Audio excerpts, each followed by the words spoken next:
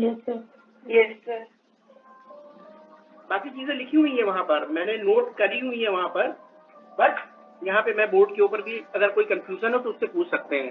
अब यहाँ पर हम एक चीज देखेंगे, सपोज किसी भी सिस्टम में अगर ऑस्मोटिक प्रेशर कितना है बेटा 5, सपोज, तो ऑटोमेटिकली ऑस्मोटिक प्रेशर किसके बराबर था, बट साइन क्या था,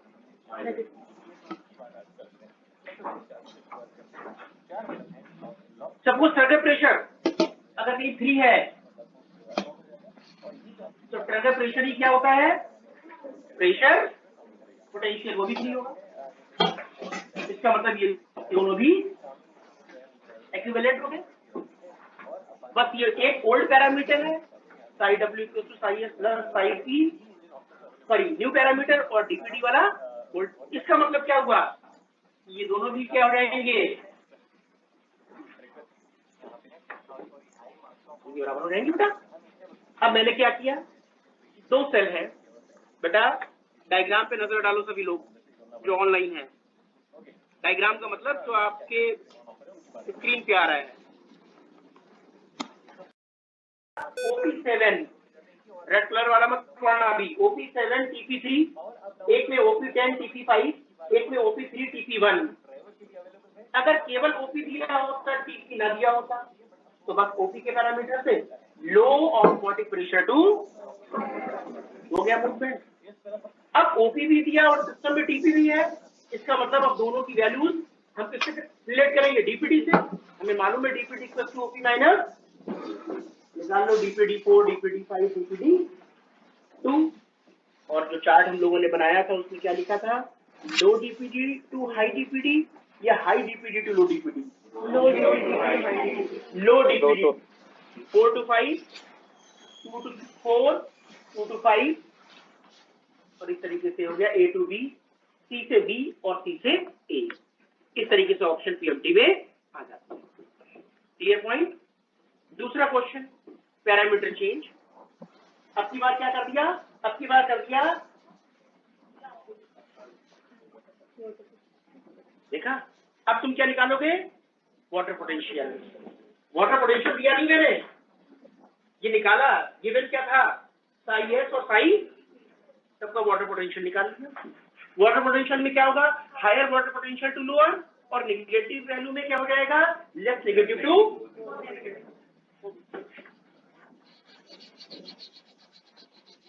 लेस नेगेटिव टू। ये क्वेश्चन आ जाता,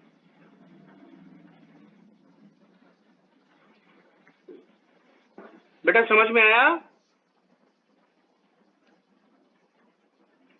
तो हो गए सभी लोग। No sir.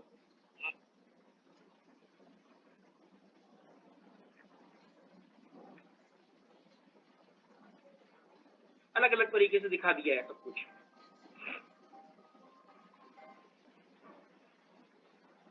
अब इस वाले क्वेश्चन में क्या दिया हुआ है, मिक्स कर दिया पैरामीटर, कहीं डीपीडी लिख दिया, कहीं वाटर पोटेंशियल, कहीं सॉल्यूट पोटेंशियल। अब तुम अपने दिमाग में, अगर मान लीजिए वाटर पोटेंशियल किसी का निकल कर आया है -3, तो डीपीडी भी क्या हो गया ना, -2। निकालो नहीं, इससे क्या हो गया, डीपीडी इसका वाटर पोटेंशियल क्या हो गया, -2। तो कोई भी पैरामीटर दिया हो उसको एक पैरामीटर में चेंज कर लो, या तो सबकी चारों की डीपीडी कर लो, या चारों का वाटर पोटेंशियल कर लो। और याद ये रखो कि इस चलिए हम ए और डी के बीच कोई रिलेशन नहीं कर पाएंगे, ऑप्शन में दिया होगा, जैसे फॉर एग्जाम्पल यहाँ पर डीपीडी 3, यहाँ पर डीपीडी 3, और लिख जाएगा कि हाँ सेम है, नहीं, क्यों, ये अलग सेल है, ये अलग सेल है। पता ना सर, फोन क्यों करते रहे भाई, एडजॉइनिंग होगी वर्ल्ड क्लास के। हम वाटर मूवमेंट देखेंगे, हम ये वाटर मूवमेंट नहीं दे सकते A to D, no, A to D कोई वाटर मूवमेंट नहीं होगा। ये पॉइंट, ये फाइल मैंने भेजी थी उनको, भेज दूंगा।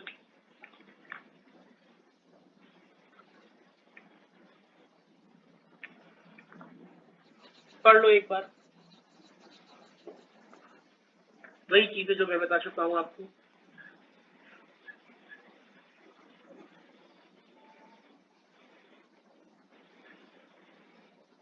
जितना नमक और चीनी ज्यादा, ऑस्मोटिक प्रेशर, बात खत्म। बस इतना ध्यान रखना है अपने फिंगर टिप पर।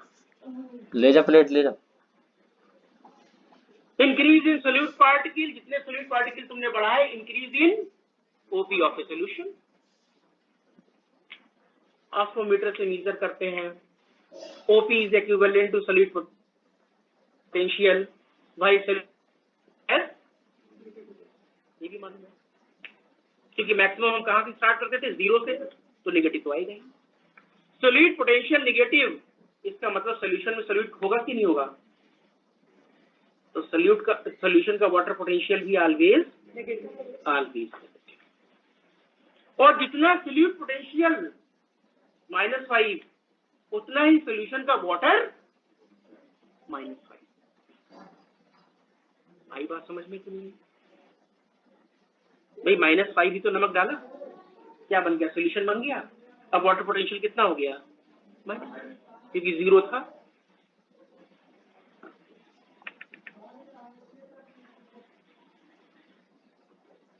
इन दोनों को देख लो, पढ़ चुके हैं।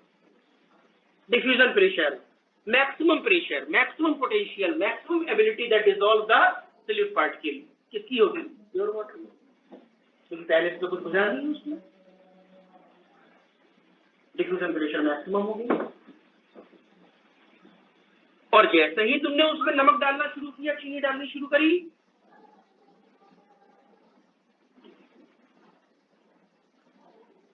फिर क्या है, डीपीडी। डिफरेंस कितना आ रहा है, एक 100 डीपी, एक में तुमने 1 चम्मच चीनी डाल दी, डीपी कितना रह गया, 80, 100 - 80, डिफरेंस कितना आ गया, वो डिफरेंस क्या कहना है। तो बड़ी सिंपल सी बात है, किसी भी सोल्यूशन का अगर डीपी ज्यादा होगा तो उसका डीपीडी हमेशा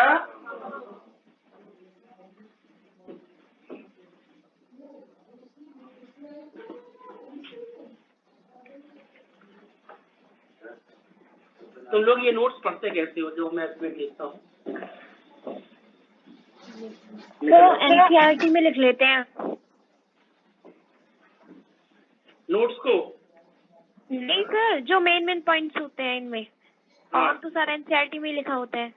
हाँ बिल्कुल बिल्कुल, ये भी एक तरीका है। और दूसरा तरीका है कि भाई कभी जाकर ये नोट्स निकलवा के रख लिया करो, क्योंकि इसका रीजन ये है कि अब आपके एग्जाम आगे बढ़ गए हैं बेटा। तो ऐसा नहीं है कि कम से कम 1.5-2 महीने तो एग्जाम आगे जाएंगे ही जाएंगे, तो टाइम बहुत मिल गया है आप लोगों को। तो जब आप नोट्स रख लेंगे अपने पास, और कभी इनकेस हमें रिवीजन का मौका मिलता है, तो फिर हम कुछ टॉपिक, कुछ चीजें जो है अपना सिलेबस कंप्लीट होने के बाद में, सपोज हम लोग अपना सिलेबस जो है वो अप्रैल में या मार्च में कंप्लीट कर लेते हैं, बट एग्जाम तो आगे हैं, तो कभी अगर ऐसा मौका मिलता है रिवीजन का, तो उसमें फिर ये काफी हेल्प करते हैं।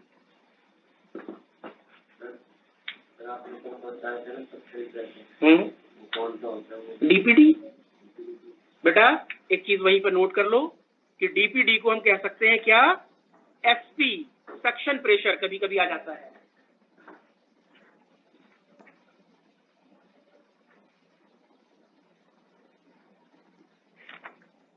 एसपी,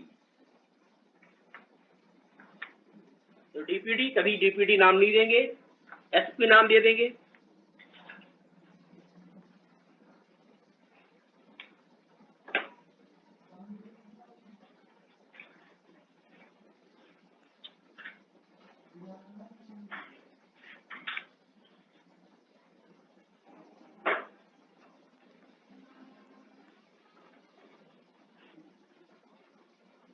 एक्सक्यूज मी सर, आप ही नोट्स भेजते हो क्या? क्योंकि बेटा, टेलीग्राम पे तो नहीं। आपको आज पता चला कि ये मैं नोट्स भेजता हूँ? वेरी नहीं गुड। सर, नहीं टेलीग्राम पे आपने एक बार भेजा था, उसके बाद तो नहीं आए। क्या टेलीग्राम पे मैं नोट्स नहीं भेजता हूँ, कि क्योंकि नोट्स जो होते हैं टेलीग्राम पे 1-2 पेज कभी कभार भेज देता हूँ मैं, क्योंकि ये फाइल जो होती है बड़ी होती है। तो ये फाइल मैंने आपकी एमएस सिस्टम में ही डाल रखी है, जहाँ से आप क्लासेस वगैरह ओपन करते हो, जरा देखना जाकर उसमें। सर अटैचमेंट पे नोटिफिकेशन नहीं आता था ना, इसलिए मुझे पता नहीं चला। नहीं, कम से कम क्लास होने से पहले जो कुछ चीजें एमएस में आती हैं तुमको एक बार ढूंढ लिया करो, ठीक है? Okay sir. हाँ, एक बार देख लो कहाँ पे पड़ी हुई है, मैं दिखा देता हूँ तुमको। नहीं वो तो मुझे पता है, पर आपने एक बार टेलीग्राम पे भेजा था नहीं, तो मैंने चेक करने बंद कर दिया। टेलीग्राम पे बेटा ये होता है कि मोबाइल में और भी मटेरियल होता है, फाइल काफी ज्यादा बड़ी हो जाती है, तो फिर उसमें चीजों को डिलीट करो, तो इस वजह से वहां पे नहीं भेजता हूँ मैं। Okay sir.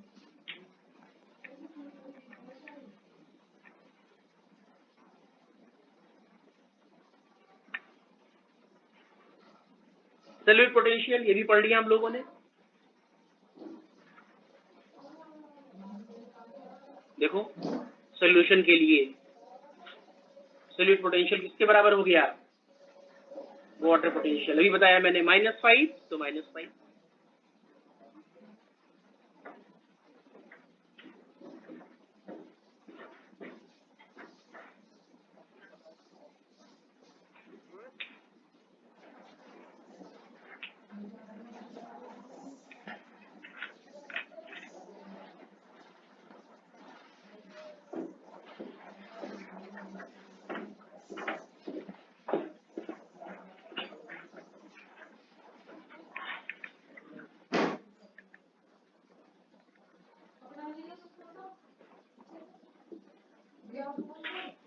एनसीईआरटी में कैसे पढ़ना है और यहाँ पर जो पॉइंट्स मैंने बताए हैं वो किस तरीके से करने हैं जरा समझना।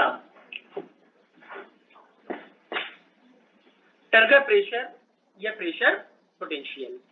अब क्या हुआ, आपने क्या किया, एक सेल को किसी भी सॉल्यूशन में रखा, मुझे नहीं पता कौन, लेकिन आपने देखा कि उस सॉल्यूशन का वाटर सेल के अंदर जाने लगा। वाटर जाने लगा, इसका मतलब उस सॉल्यूशन का ऑस्मोटिक प्रेशर कम होगा या ज्यादा? वाटर का मूवमेंट क्या होता है? लो ऑस्मोटिक प्रेशर टू पानी सॉल्यूशन से सेल के अंदर जा रहा है, इसका मतलब सॉल्यूशन का ऑस्मोटिक प्रेशर, और जिस सॉल्यूशन का ऑस्मोटिक प्रेशर कम है उसको नाम क्या दे दो? देखो बेटा ध्यान से, एक सेल को प्लेस किया गया और जब सेल को प्लेस किया गया तो पानी सेल के अंदर जाने लगा, इसका मतलब सॉल्यूशन जो है वो हाइपोटोनिक हो गया क्योंकि लो ऑस्मोटिक प्रेशर टू, और सेल क्या हो गई? ये प्रेशर कहां से लगा, बाहर से अंदर या अंदर से बाहर? बाहर से अंदर लगा। अंदर से बात कर रहे हो तुम लोग यार। पानी गया सेल की, तो ये प्रेशर लगा ना, तो यही प्रेशर क्या हुआ और सेल क्या हो गई? टच। अब इसको रखे रहो इसी में, कुछ देर बाद बस आरबीसी को रखे रहो यहीं पर, कुछ देर बाद बस अमीबा को रखा नहीं, अमीबा में क्या थी? कॉन्ट्रेक्टाइल वैक्यूल, जितना पानी आया वो बाहर निकालते रहे, अमीबा बस नहीं। प्लांट सेल को रखा, बस नहीं हुई, क्यों? सेल वॉल ने अपना प्रेशर डाल दिया। अब क्या किया? ठीक है, अब सुनो, जो सेल टर्जिड हुई है हमने एज्यूम करा उसका डीपी कितना हो गया? 5। उसका डीपी कितना हो गया? 5। अब तुम सेल को उठाकर इसमें रख दो हाइपरटोनिक सॉल्यूशन में, इसमें रखा, इसका मतलब अब पानी सेल से बाहर, हाइपरटोनिक, ऑस्मोटिक प्रेशर ज्यादा, पानी जाएगा कम से ज्यादा की तरफ, क्या? ऑस्मोटिक प्रेशर, पानी बाहर आना शुरू हुआ। पानी बाहर आना शुरू हुआ, टीपी कितना था? पानी बाहर आया 4, पानी बाहर आया 3, पानी बाहर आया 2, 1, 0 पर जब पहुंचा टीपी कितना? 0। हम इस टीपी 0 को नाम देते हैं सेल फ्लैसिड हो गई। क्या हो गई? फ्लैसिड। फ्लैसिड एनसीईआरटी के अकॉर्डिंग फ्लैसिड। अच्छा, और देर तक तुमने रखा, अब प्लाज्मा का पानी बाहर आया है ना, सेल का पानी बाहर आया, जो एक्चुअल साइटोप्लाज्म का पानी था, जो प्लाज्मा का पानी था वो बाहर आया, तो प्रोसेस क्या हुआ? प्लाज्मा की लिसिस, प्लाज्मोलिसिस। 0 तक तुमने कैप्सिड कहा है, कम से कम प्लाज्मोलिसिस होगी तो -1 तो होगा ही होगा। क्वेश्चन बन गया। Trigger pressure usually positive, pressure potential usually but negative in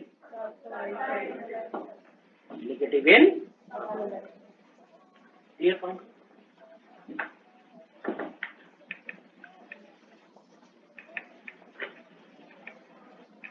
relation हम लोगों ने पढ़ ली।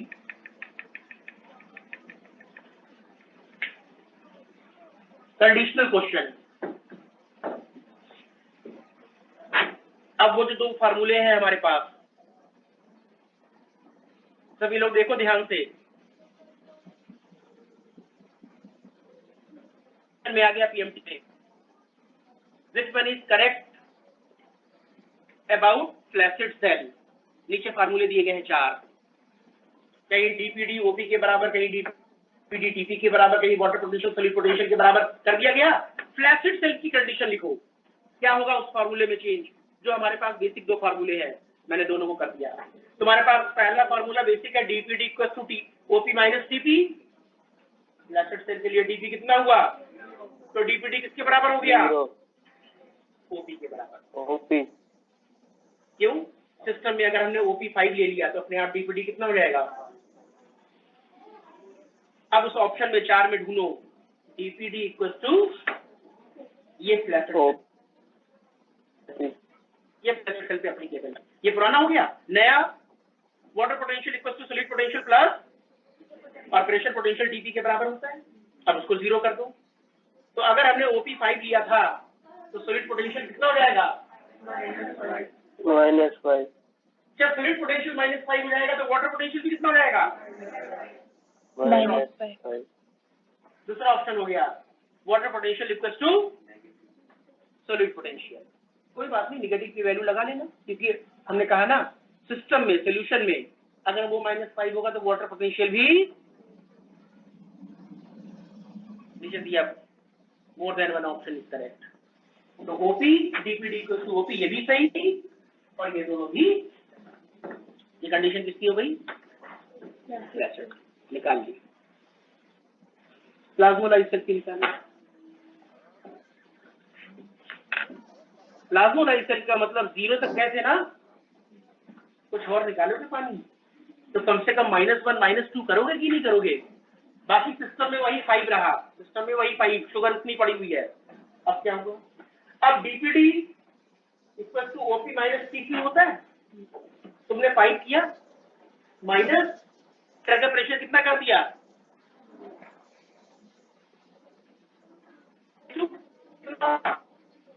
डीपीडी कितना हो गया। क्या इस डीपीडी 7 बनाने के लिए, यस बेटा,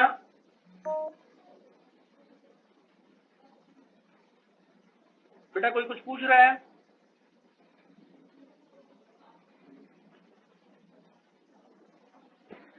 नो सर। अब डीपीडी 7 लाना, तो एक तो तुम कैसे फार्मूला बना सकते हो कि DPD equal to OP minus TP करके ना, और माइनस माइनस क्या हो गया, ये वाला फार्मूला लिखा हुआ DPD equal to OP plus TP, किसके लिए हो गया, सेम फिर फॉलो -5 सिस्टम स्टैंडर्ड -5 है, फिर कितना वही -5 -2 कैसे बना दोगे, या तो ऐसे लिख दो,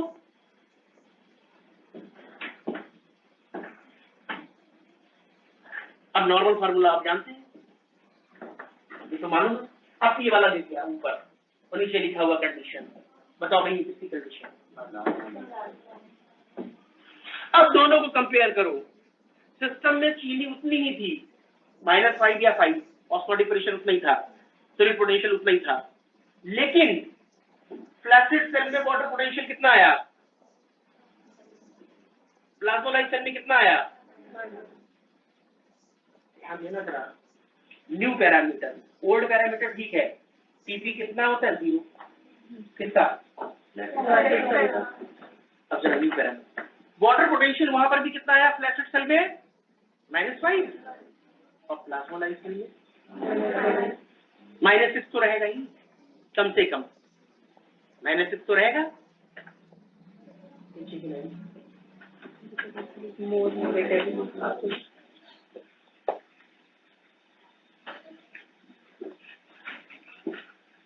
क्लियर हो गया?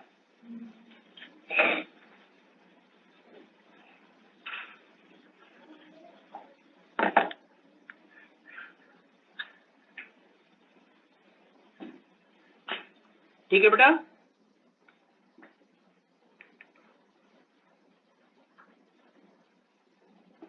टर्जिड सेल तीसरी कंडीशन, भाई यही तो कंडीशन होती है, टर्जिड, फ्लैसिड और प्लाज्मोलाइज।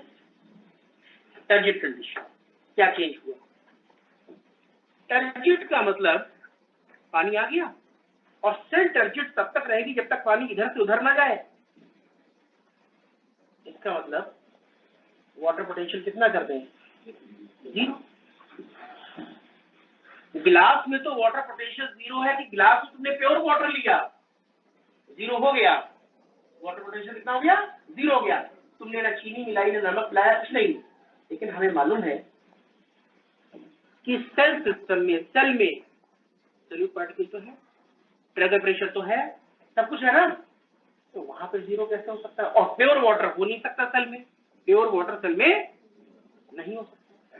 लेकिन वाटर पोटेंशियल 0 कंसीडर हो सकता है, और ये वाटर पोटेंशियल 0 प्योर वाटर का नहीं आएगा, ये डिपेंड करेगा इस पर, प्रेशर पोटेंशियल और सॉल्यूट पोटेंशियल। वैसे तो वाटर पोटेंशियल गिलास में पानी है कितना हो गया? 0 हो गया। सेल में 0 कैसे करेंगे? नहीं, सेल में तो प्योर वाटर हो नहीं सकता। 0 कैसे करो? 0 करो जब ओपी और टीपी दोनों को क्या कर लो? हो गया टीपी। 0 करो जब इसको और इसको दोनों को, लेकिन ये रहेगा -5 भाई ऑलवेज, इसलिए उसमें वैल्यू दी हो या ना दी हो उससे कोई मतलब नहीं है, ठीक है ना, क्योंकि ये तो सॉल्यूशन के लिए ऑलवेज नेगेटिव है। ये -5 ये +5 0, या ये 5 और ये 5 0, क्या फार्मूला होगा? टर्जिड सेल में ओपी किसके बराबर हो गया? या सॉल्यूट पोटेंशियल किसके बराबर हो गया? माइनस लगाना है तो लगा दो, नहीं लगा हुआ है कोई बात नहीं, अंडरस्टूड होता है। जैसे हम जब लिखते हैं 1 2 3 4 1 2 3, क्या हम प्लस करके लिखते हैं? बच्चों को बताते हैं, अंडरस्टूड होता है ना। इसलिए साई एस लिखा हुआ है, नेगेटिव का साइन बना सकते हैं या नहीं? रिसीविंग हो गई, सभी ने साइन कर दिए।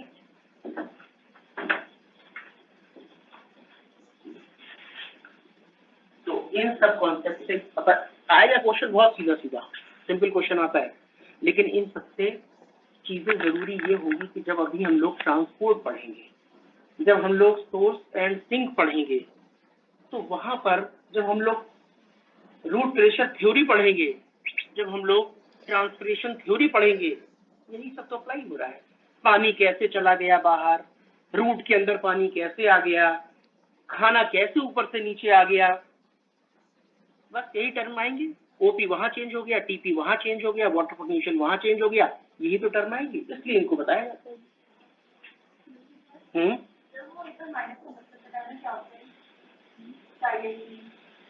माइनस तो कोई मतलब नहीं होता है।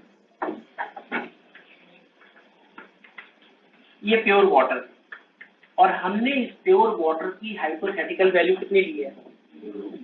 और 0 को हमने कहा इस वाटर के अंदर मैक्सिमम पोटेंशियल है किसी भी सॉल्यूट को डिसॉल्व। अब तुमने इसमें चीनी डाल दी, जब तुमने इसमें चीनी डाली कम हो गया, 0 से कम हो गया। इसका मतलब सपोज हमने कहा -5 हो गया, तो तुमने इसमें डाला क्या? चीनी। इसका मतलब चीनी क्या लेकर आई? Solute potential.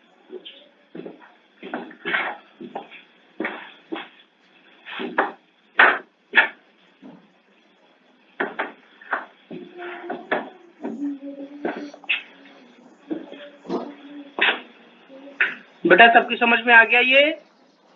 ओ यस सर।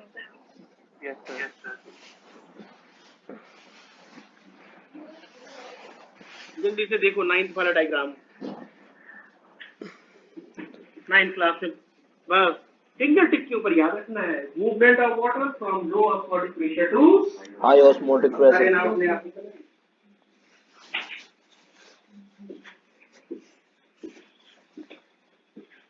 एक सॉल्यूशन में सेल को रखा, कोई मूवमेंट नहीं, इक्विलिब्रियम की कंडीशन, ना तो सेल से पानी बाहर और ना बाहर का पानी सेल के अंदर। इसका मतलब सेल के अंदर का भी ऑस्मोटिक प्रेशर 5 और जो बाहर सॉल्यूशन रखा है उसका भी ऑस्मोटिक प्रेशर 5। अब सेल को उठा के रखा है एक सिस्टम में, सेल बड़ी हो गई, पानी अंदर चला गया, पानी अंदर तभी जाएगा from low osmotic pressure to high osmotic. मतलब जिस सॉल्यूशन में सेल को रखा उसका ऑस्मोटिक प्रेशर कम, तो वो सॉल्यूशन क्या कहलाया? हाइपोटोनिक। सेल टर्जिड हो गई। अब यहाँ पे कई नाम आ सकते हैं, डीप्लाज्मोलाइज, हालांकि थोड़ा सा चेंज है, आगे पढ़ेंगे हम लोग, यहाँ पर उस चीज को डिस्कस नहीं करेंगे। पानी अंदर आ गया, इंडोस्मोसिस। लास्ट वाले केस में पानी बाहर आ गया, फिर low osmotic pressure to high, इसका मतलब बाहर क्या है? Hypertonic solution, exosmosis. और ये कंटिन्यूअस प्रोसेस होता रहेगा तो क्या हो जाएगा? प्लाज्मा।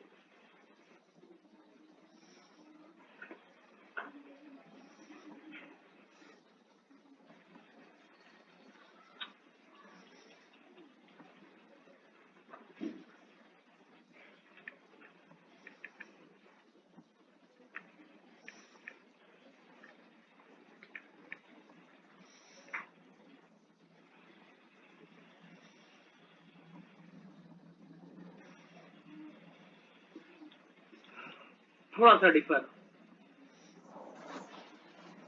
एनसीईआरटी और यहाँ पर थोड़ा सा डिफर। पहले तो एनसीईआरटी के अकॉर्डिंग प्लाज्मोलिसिस क्या है, बड़ी सिंपल, कुछ नहीं एनसीईआरटी में गिवन, सेल को हाइपरटोनिक सॉल्यूशन में प्लेस किया, उसका पानी बाहर आ गया, उसका प्रोटोप्लाज्म श्रिंक कर गया। अब मेरी बात पे गौर करना, प्रोटोप्लाज्म मैंने बोला पहली बार। अब हम कहते हैं in plant cell shrinkage of protoplasm, क्योंकि सेल वॉल पूरी श्रिंक नहीं होती है, क्योंकि सेल वॉल रिजिड होती है, लेकिन हाँ सेल वॉल को छोड़ दें तो प्लाज्मा मेम्ब्रेन, साइटोप्लाज्म, न्यूक्लियस, ये सब क्या टर्म बनाएगा? प्रोटोप्लाज्म। एनिमल में यूज नहीं होगा प्रोटोप्लाज्म टर्म, क्योंकि एनिमल में क्या नहीं है? ये तो हो गई एनसीईआरटी की definition, simple, shrinkage of protoplast in plant cell when cell placed in hypertonic solution, this phenomenon is called plasmolysis. और प्लाज्मोलिसिस के टाइम पर टीपी नेगेटिव हो गया, प्रेशर पोटेंशियल नेगेटिव हो गया। क्लियर? ये तो हो गई एनसीईआरटी की। अब कभी कभी ये कुछ टर्म और आ गए। शुरुआत कैसे? देखो शुरुआत क्या हुई बेटा, शुरुआत का डायग्राम देखना। जब तुमने सेल को हाइपरटोनिक सॉल्यूशन में रखा, और जब सेल को तुमने हाइपरटोनिक सॉल्यूशन में रखा तो पानी बाहर आया। पहला क्वेश्चन, पानी कहां से बाहर आया? वैक्यूल से आया। प्लांट सेल की बात हो रही है, पॉइंट टू बी नोटेड कि बात प्लांट सेल की हो रही है, और प्लांट सेल में हमें पता है कि वैक्यूल की होती है और साइटो। पहला क्वेश्चन, जब सेल को प्लेस किया तो इनिशियली पानी बाहर आया कहां से? ध्यान दो यार,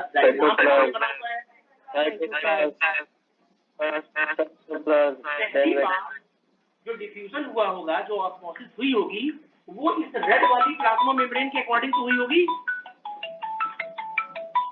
रेड वाली प्लाज्मा मेम्ब्रेन के अकॉर्डिंग हुई होगी, है ना?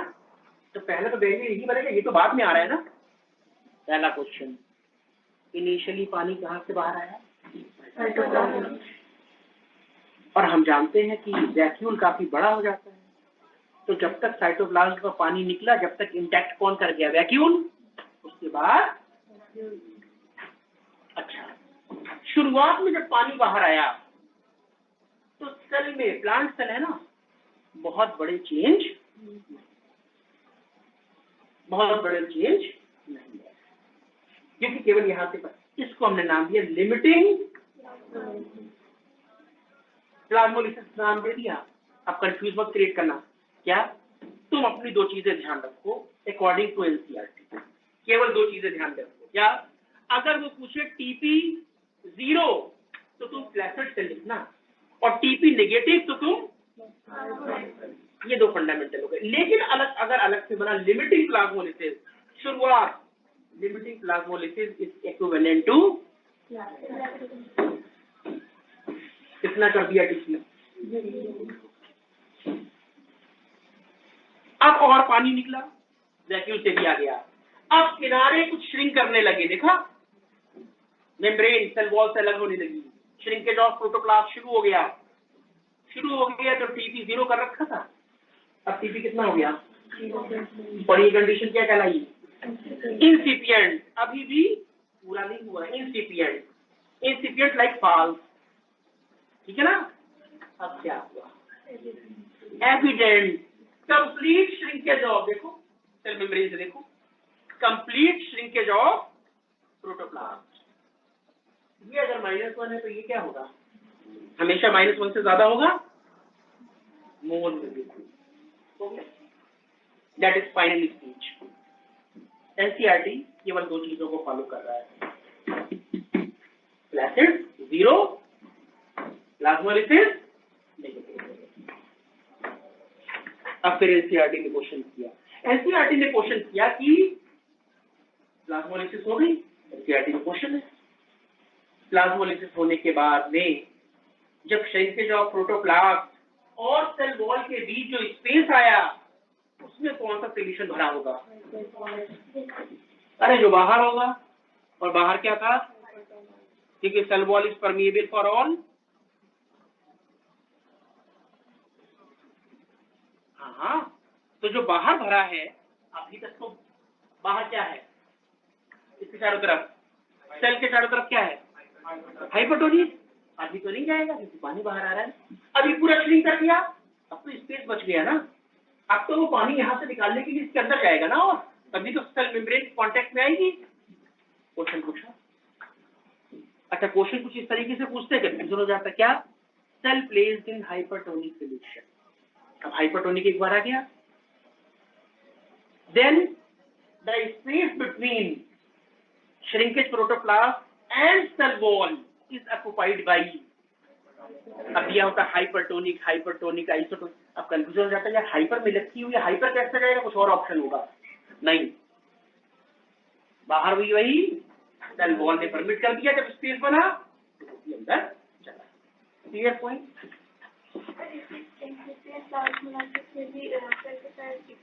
बिल्कुल, सेल का साइज पूरा नहीं, ओवरऑल डिक्रीज होगा, श्रिंकेज होगा, लेकिन जो नॉर्मल है वो वही रहेगा, ठीक है ना। तो इसमें भी बहुत ज्यादा डेप्थ में जाने की जरूरत नहीं है, ये तो मैंने एक बता दिया कि कभी अगर उसने पूछ दिया लिमिटिंग, इंसिपिएंट और एविडेंट, ये तीन होते हैं, तो अपना लिमिटिंग में वही 0 और बाकी में फिर नेगेटिव, फिर मोर नेगेटिव, ऐसे करना। लेकिन एनसीईआरटी केवल फॉलो करती है फर्स्ट स्टेज, और उसको भी प्लाज्मोलिसिस नाम नहीं दिया, फ्लैसिड। तो टीपी 0 और last stage that is complete shrinkage, plasmolysis उसको नेगेटिव। ये एनसीईआरटी की लाइन है।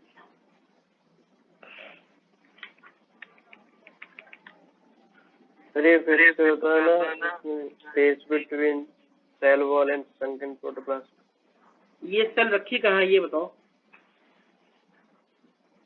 हाइपरटोनिक सॉल्यूशन, हाइपरटोनिक पे रखी है। और जब इसका पानी बाहर आने लगा तो जो स्पेस बना लास्ट में तीसरे डायग्राम में, तो उसमें कौन सा सोल्यूशन आ जाएगा, जो बाहर होगा, ये तो बाहर कौन सा था,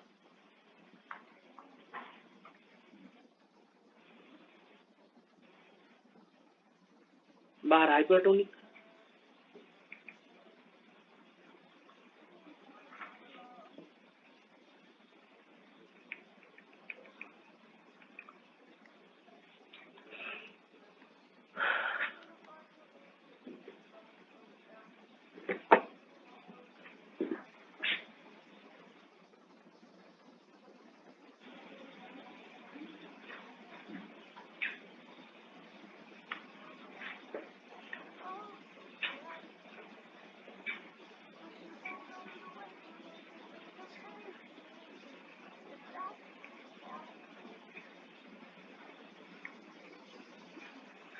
नेक्स्ट है सरफेस एब्जॉर्प्शन, केमिस्ट्री में कहते हैं एब्जॉर्प्शन, बायोलॉजी में कहते हैं इम्बाइलेशन। पढ़ो कुछ पॉइंट।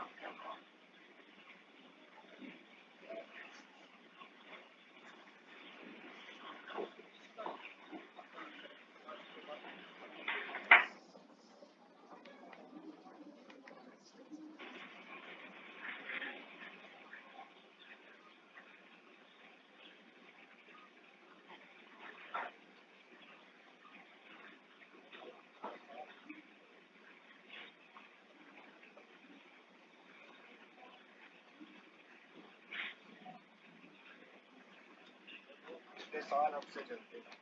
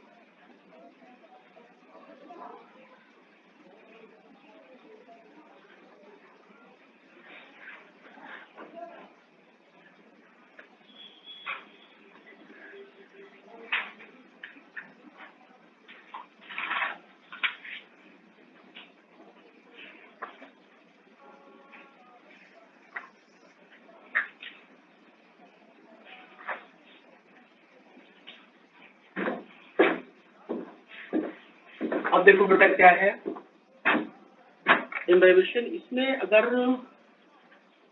तुम लोगों ने कभी कभार अगर देखा हो कि मार्केट में कुछ बीड्स आते हैं, कलरफुल होते हैं, रेड, ग्रीन, वाइट, या कुछ शेप बना होता है like flower, star, moon, gel type में, और उसको लेकर आओ और अपने घर में पानी में डाल दो। पानी में डालते ही या उसके आधे घंटे के बाद या 15 मिनट के बाद, जितनी देर लगती रहेगी, उसका साइज बड़ा हो जाएगा। अब तुमने जो बीड्स डाली लाके पानी के अंदर, अब दो चीज है, एक चीज सॉलिड तुम लेकर आए और एक चीज थी लिक्विड, साइज बड़ा हो गया। दूसरे एक्सपेरिमेंट में चीनी का बना हुआ कुछ या चीनी के क्रिस्टल ही बड़े वाले, उसको पानी में डाल दो, साइज बड़ा होगा, डिसॉल्व हो जाएगा ना। लेकिन वो भी तो सॉलिड लाए थे तुम, लेकिन उसका तो साइज बढ़ गया, बड़ा हो गया। अब दो चीजें चल रही हैं।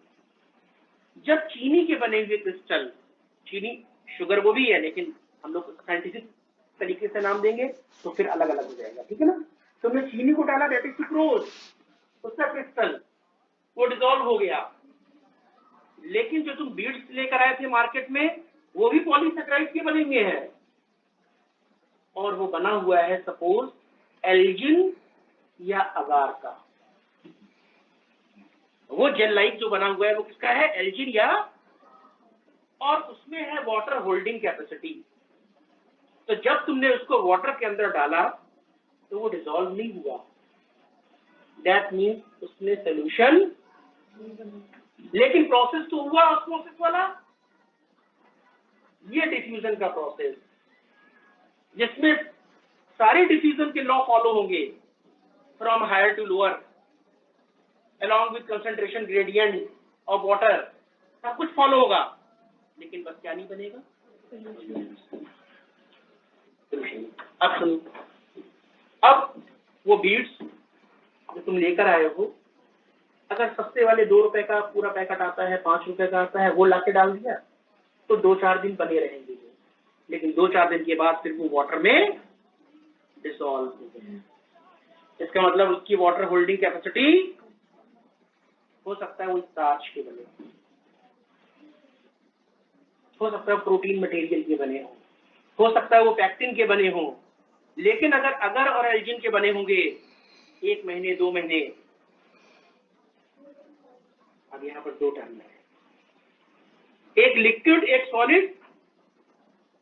सॉलिड का नाम इम्बाइबेंट, सॉलिड कोलाइडल पार्टिकल का नाम इम्बाइबेंट और लिक्विड का नाम इम्बाइबेट।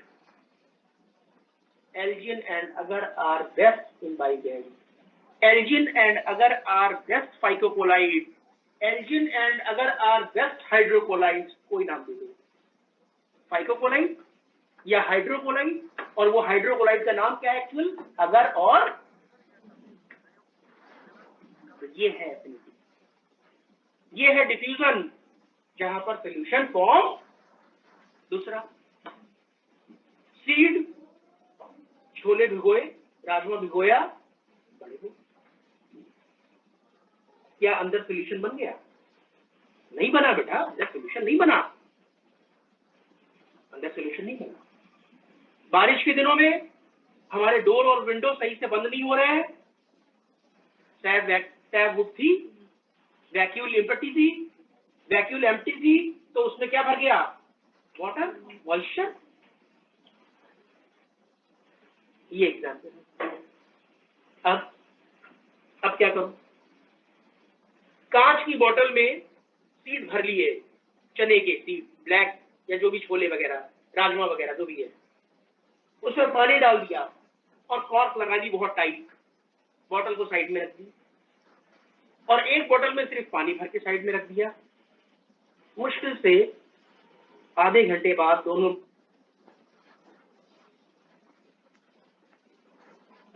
है, वो बोतल गर्म महसूस होगी, जो खाली बोतल रखी है वो ठंडी। अरे ये सॉलिड पार्टिकल, ये सीड, ये कोलाइडल वाटर मॉलिक्यूल आए, अटैच हुए, क्या लॉस करके, हीट लॉस।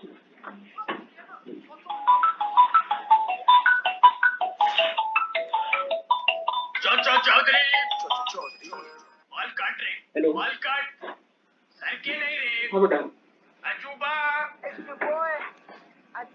तेरे को बोला था ना अपनी पूछ अपने पॉइंट के अंदर रख, सोनाक्षी को क्या दिखा रहे हैं, सोनाक्षी।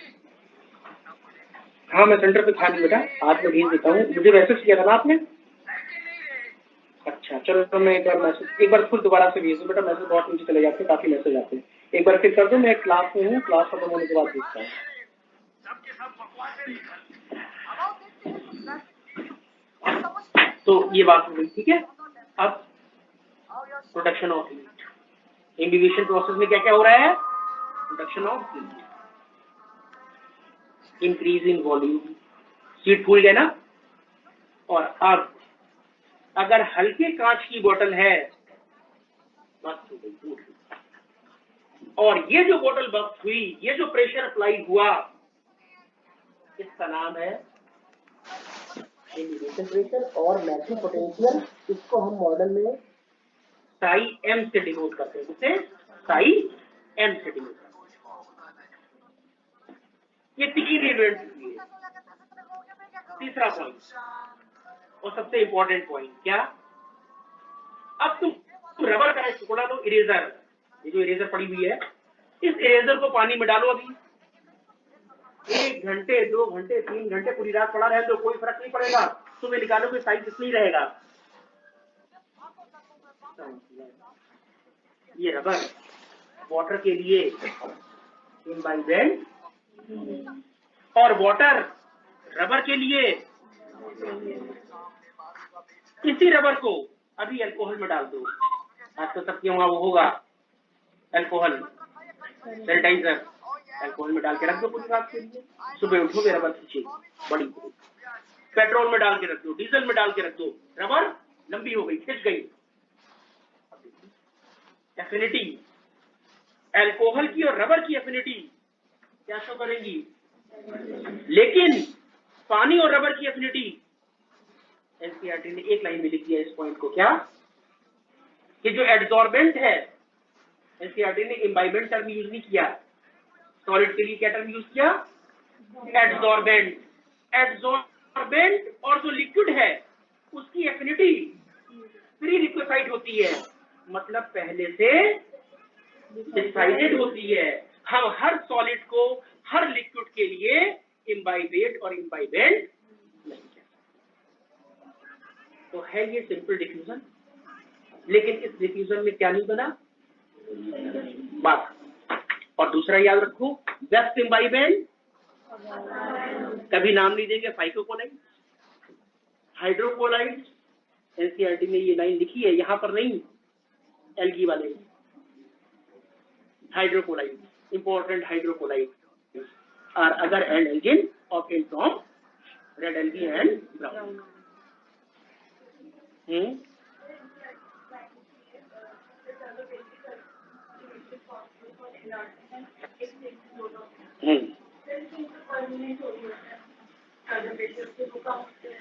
नहीं, पानी आता रहता है। जब भी वाटर की सप्लाई तुम बंद करोगे प्लांट सूख जाए। इसका मतलब कई इवेंट एक साथ चल रहे हैं, कई इवेंट एक साथ। पानी आ रहा है तो पानी एब्जॉर्प्शन की वजह से, अब देखो दोनों चीजें हो गई, अभी पढ़ेंगे, एब्जॉर्प्शन की वजह से सेल टर्जिड हुई, लेकिन पानी निकल गया तो फिर सेल फ्लैक्सिड हुई, लेकिन फिर पानी आना चाहिए। तो प्लांट का शेप, सेल का साइज मेंटेन है, ये चीज है। वरना तो ये है कि वाटर की दोपहर के टाइम पर क्या हुआ, लीफ मुरझा गई। हमारे घरों में जो प्लांट लगे होते हैं गर्मियों में, लीफ मुरझा गई, पानी नहीं मिला, पानी की कमी हो गई, उस टाइम पर टर्जिड सुनना है, उस टाइम पर वो क्या हो गई, फ्लैसिड। शाम को पानी मिला या शाम को मॉइस्चर आया, चल क्या हो गई, टर्जिड। तो ये इवेंट तो चलते रहते हैं। Phycocolloids are best imbibant followed by protein, starch and. तो सेल्यूलोज अगर बना हुआ है तो उसमें भाई ये एबिलिटी बहुत कम हो गई, मुश्किल से 2, 4, 5 घंटे के बाद में वो जो बीड्स होगा वो डिसॉल्व हो जाएगा, लेकिन शुरुआत होगी, वो बड़ा साइज में होगा। लेकिन एल्किन अगर है तो फिर वो 1 महीने 2 महीने आराम से बड़ा रहेगा, ठीक है। ये बेटा हम लोगों ने पढ़ लिया शॉर्ट डिस्टेंस। इसमें हम लोगों ने मेनली सेल टू सेल कैसे कनेक्शन हो रहा है उसकी बात यहां पे करी।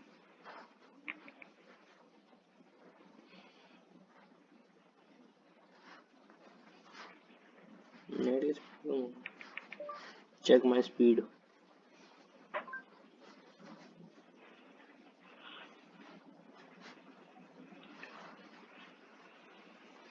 अब आ जाते हैं लॉन्ग डिस्टेंस पर। जरा ये पॉइंट पढ़ो और बताओ, ध्यान से एक एक पॉइंट को पढ़ो। अब यार ट्री इतना लंबा हो गया, यूकेलिप्टस हो गया, banyan,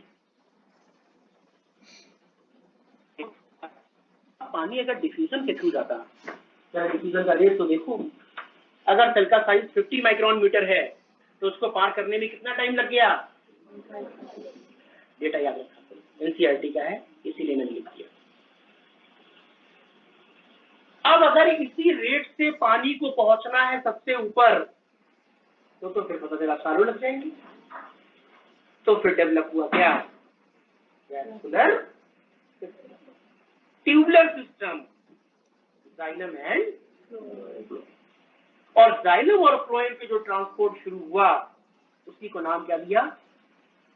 long distance xylem transport, water और मिनरल्स मेनली, और भी चीजें हैं अभी देखेंगे, and phloem transport, organic food, sucrose mainly, और भी चीजें। इस तरीके से ये ट्रांसपोर्ट शुरू हुआ। इसका मतलब वाटर, मिनरल्स और फूड का जो ट्रांसपोर्ट है वो जब ट्यूब के थ्रू होगा, तो ट्यूब है ना, तो वो तो बल्क की फॉर्म में होगा ना,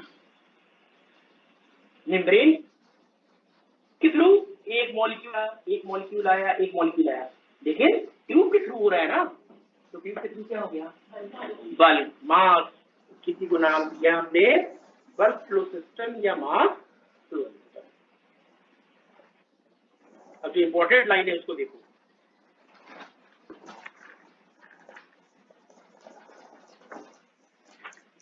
bulk flow can be achieved either through a positive hydrostatic pressure or negative hydrostatic pressure, NCERT की लाइन। अब इसको समझो, इसको समझने का तरीका क्या है? इसको समझने का तरीका है, अरे भाई जो ऑनलाइन है समझ में आ रहा है? आवाज आ रही है? कुछ तो बोल दिया करो बीच में।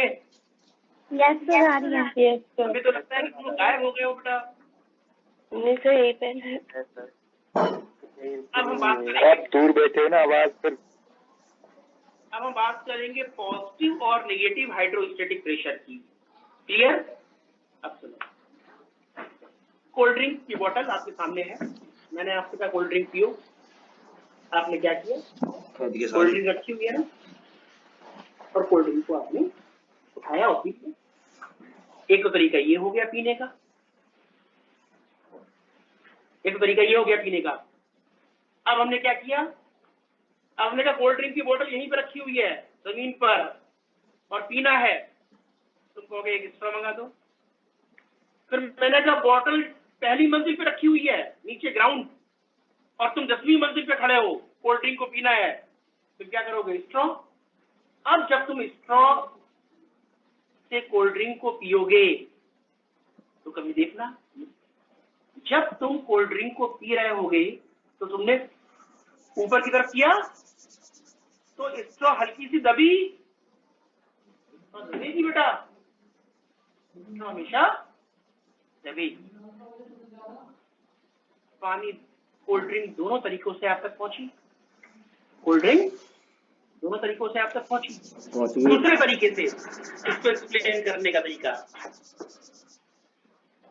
एक ये वाटर हॉल है, पानी की टंकी है, हमने कहा इसका पानी बाहर लेकर आओ, आपने कहा यहाँ पे टैप लगी हुई है टंकी, आपने इसमें एक पाइप लगाया और पाइप को इस तरीके से ले आए, यहाँ पे पानी आ गया।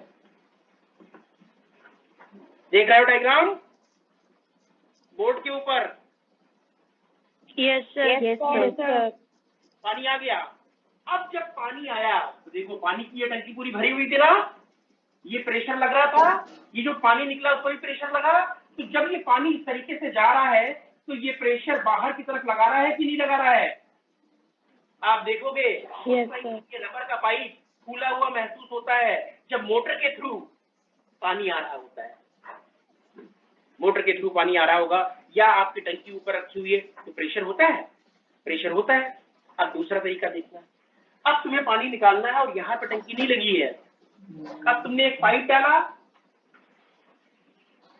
और फिर इसको तक किया जैसे स्ट्रॉ में करते हैं।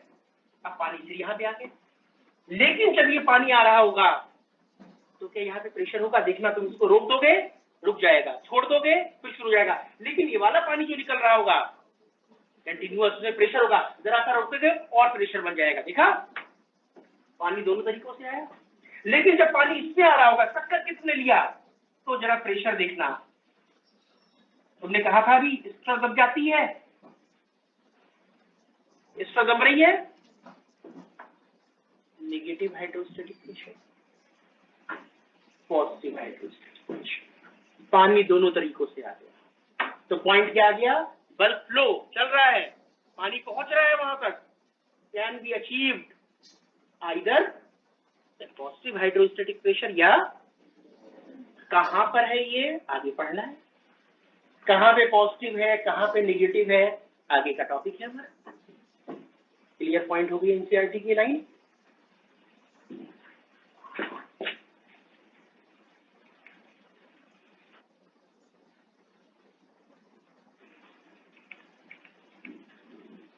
अब सिंपल वे में ये 2 पॉइंट मैंने यहाँ पर लिख दिए। अक्सर लोगों को कंफ्यूजन हो जाता है, भाई वाटर और मिनरल्स का ट्रांसपोर्ट किसके थ्रू होता है? जाइलम के थ्रू, सबको मालूम है 9th क्लास। फूड का ट्रांसपोर्ट किसके थ्रू होता है? सबको मालूम है। लेकिन इसके अलावा भी वाटर, मिनरल्स, सम और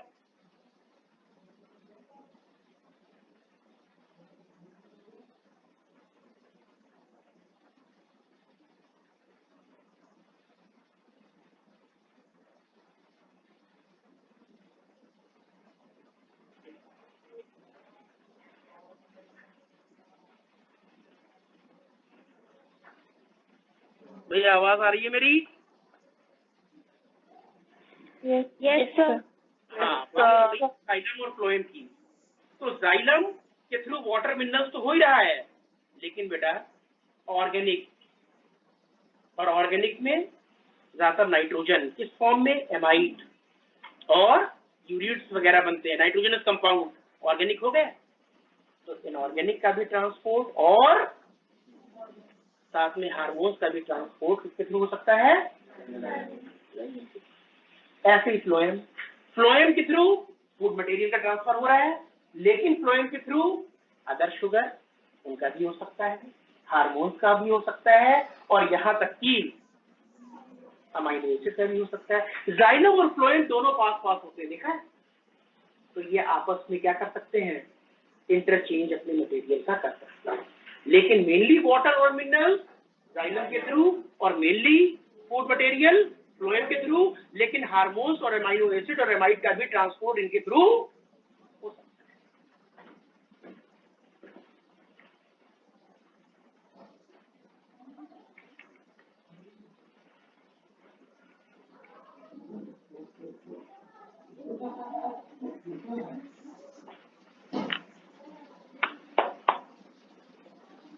अब क्या हुआ? शुरू हुआ भाई। सबसे पहला हम पढ़ेंगे वाटर। वाटर का एब्जॉर्प्शन, मिनरल का एब्जॉर्प्शन, फूड का ट्रांसपोर्ट, अमाइनो एसिड का ट्रांसपोर्ट, सारा कुछ साइमल्टेनियस चल रहा है एक साथ। पढ़ने के पॉइंट ऑफ व्यू से हम पहले वाटर को पढ़ेंगे और उसके बाद फिर मिनरल्स को पढ़ेंगे, उसके बाद फिर फूड मटेरियल को पढ़ेंगे। क्लियर? तो शुरुआत करते हैं वाटर।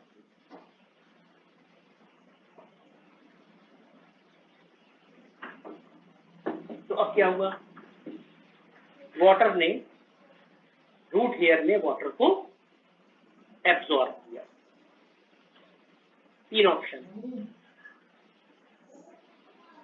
रूट हेयर ने वाटर को एब्सॉर्ब किया। 3 ऑप्शन, डिफ्यूजन, ऑस्मोसिस, बस 2 ही ऑप्शन अभी, 2, डिफ्यूजन और कितनी आईडी बनाओ है? वाटर की बात हो रही है ना, ऑस्मोसिस ना दिया होता सिंपल डिफ्यूजन। अब 3 ऑप्शन, डिफ्यूजन भी, ऑस्मोसिस भी, और तीसरा ऑप्शन इमल्शन। अब इन तीनों में क्या हुआ? डिफ्यूजन भी हो रहा है, वाटर भी जा रहा है, लेकिन वाटर क्या सेल के अंदर सोल्यूशन बना रहा है? इसका मतलब परफेक्ट आंसर क्या हो गया? क्लियर हुआ? इम्बाइबिशन नहीं दिया है। ये कहाँ जा रहा? Water and minerals absorb by, water and minerals absorb by, फिर ऑप्शन दिया है ऑस्मोसिस और डिफ्यूजन। अब क्या लिखो? डिफ्यूजन। मिनरल्स में ऑस्मोसिस टर्म थोड़ा लगाते हैं, लेकिन हाँ वाटर में तो लगा सकते हैं डिफ्यूजन टर्म। छोटे छोटे क्वेश्चन होते हैं और हमारी गलतियां हो जाती है, ठीक है? तो अगर तीनों टर्म दिए हुए हैं, डिफ्यूजन भी दिया हुआ है, ऑस्मोसिस भी है, इम्बिबिशन भी है, तो हमारा इम्बाइबिशन जो है वो टर्म परफेक्टली टर्म हो गया। ठीक है, हो गया। रूट है, अब हम रूट वाला सिस्टम याद करें, रूट की एनाटॉमी याद करें। एपिडर्मिस, कॉर्टेक्स, एंडोडर्मिस, पेरिसाइकिल, फिर आया नंबर जाइलम का। तो जाइलम तक पहुंचना है पानी, तो जाइलम तक पानी पहुंचना है तो उसे ड्यूटिंग सेल को पार करना पड़ेगा, एपिडर्मिस को, कॉर्टेक्स, एक सेल बना दी है, कई लेयर होती है, एंडोडर्मिस, पेरिसाइकिल, एंड देन किसमें आएगा? अब वाटर हो गया एब्जॉर्ब। अब दो तरीके, सेल टू सेल, देखो ना, तो सेल टू सेल कनेक्शन हो गया, लेकिन अब पानी किस तरीके से जा रहा है? सेल वॉल के थ्रू भी जा रहा है। पानी किसके थ्रू जा रहा है? सेल वॉल के थ्रू, और पानी अंदर से भी जा रहा है, मेम्ब्रेन को पास करता हुआ जा रहा है। Plasmodesmata is lined by plasma membrane. Vacuole भी तो होगा, वैक्यूल की मेम्ब्रेन। दैट मींस दो तरीके, सेल वॉल के थ्रू पानी जाना और मेम्ब्रेन को पास करके पानी जाना, दो नाम। Cell wall to cell wall जाएगा एपोप्लाज्म, और मेम्ब्रेन को पार करता जाएगा, चाहे वो प्लाज्मोडेस्माटा हो, चाहे वो वैक्यूल की मेम्ब्रेन हो, सिम्प्लाज्म। इतना क्लियर? दो पॉइंट। अब सेल वॉल के थ्रू जो पानी जाएगा, क्या सेल वॉल कोई रेजिस्टेंस अप्लाई करेगी? हम जानते हैं कि cell wall is permeable for all ना। इसका मतलब एपोप्लास्ट में कोई रेजिस्टेंस, और एपोप्लास्ट में अगर कोई रेजिस्टेंस नहीं होगा तो एपोप्लास्ट पास से ही क्या कहलाएगा? पास। यहाँ तो रेजिस्टेंस आ गया, दिखाया नहीं गया है, लेकिन एक ब्रिज होगा ना प्लाज्मोडेस्माटा का, उसमें प्रोटीन लगी होगी ना, पानी जब आएगा तो प्रोटीन रोकेगी ना उसको गेट के ऊपर कि रुको भाई, पहले पहचान तो ले तुम कौन हो और कितना पानी जाना है, इतनी देर में रेजिस्टेंस, इसी को तो कहेंगे। एपोप्लास्ट में कोई रेजिस्टेंस नहीं, सिम्प्लास्ट में, और जहां रेजिस्टेंस वहां एनर्जी का यूज, जहां रेजिस्टेंस, तो एपोप्लास्ट हो गया पैसिव और सिम्प्लास्ट हो गया चल रहा है, चल रहा है। लेकिन मोस्टली वाटर, 98% वाटर जो जाता है वो एपोप्लास्ट के थ्रू जाता है। क्यों? कोई रेजिस्टेंस, लेकिन 2% जा रहा है लेकिन एपोप्लास्ट के साथ एक जगह पर प्रॉब्लम, क्वेश्चन नंबर एक जगह पे प्रॉब्लम। अब जिस जगह पे प्रॉब्लम वही पूछेंगे, पीएमटी का क्वेश्चन बन गया। शूट एंडोडर्मिस या रूट एंडोडर्मिस? Root endodermis. दूसरा इजी से बना दिया क्वेश्चन। क्या क्या है वहां पर? Casparian string. क्यों कर रही है ऐसा? Casparian string is made up of suberin, तो बैरिंग की और सुबेरिन वाटर को अलाउ,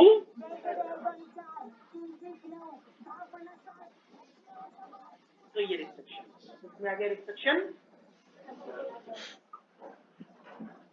अब क्या होता है? जब हम कहते हैं कि प्लाज्मोडेस्माटा के थ्रू पानी जा रहा है, सिम्प्लास्ट, एनसीईआरटी ने लिखा कि भाई ये जो मूवमेंट हो रहा है ना, इसमें हेल्प और कौन कर रहा है? एनसीईआरटी में पढ़ो, cytoplasmic streaming aided by cytoplasmic streaming की मदद हो रही है। अरे भाई सेल के अंदर पानी है, सेल के अंदर साइटोप्लाज्म का मूवमेंट होना चाहिए, तभी पानी आगे बढ़ेगा। Cytoplasmic streaming. साइटोप्लाज्मिक स्ट्रीमिंग कौन करा रहा है? वेरी गुड, माइक्रोफ्लामेंट बने किसके हैं? किस प्रोटीन के बने हैं? एक्टिन के। और तुमने जूलॉजी में पढ़ा नहीं, जहाँ जहाँ एक्टिन है वहाँ एटीपी लग जाता है। तो साइटोप्लाज्मिक स्ट्रीमिंग भी कैसा प्रोसेस हो गया है ना? इसका मतलब सेल प्लाज्म भी कैसा प्रोसेस हो गया? वैसे ही। क्लियर पॉइंट हो गया?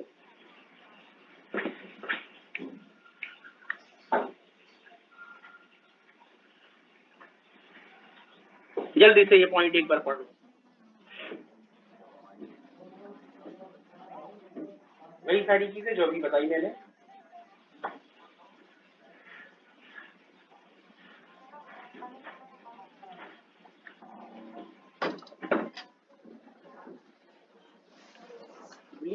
क्या करो एनसीईआरटी और नोट्स पर टीचर की। कभी खाली बैठते हो तो अभी तक जितने टॉपिक हो गए हैं तुम लोगों ने जो अभी तक पढ़ लिया, सेल पढ़ लिया, सेल डिवीजन पढ़ लिया, लिविंग वर्ल्ड पढ़ लिया, बायोलॉजिकल क्लासिफिकेशन हो गया, मॉर्फोलॉजी हो गई, एनाटॉमी हो गई, प्लांट किंगडम, ऐसे चैप्टर हो गए। अब इतने चैप्टर के जो 5 साल के क्वेश्चन है, 5 साल से जो पीएमटी में आ रहे हैं नीट में, एक भी क्वेश्चन ऐसा नहीं है जो तुम ना कर पाओ, जो मैंने आपको बताया। इसका मतलब 5 साल में जब ऐसा हुआ है तो छठे साल में कुछ नया नहीं होगा।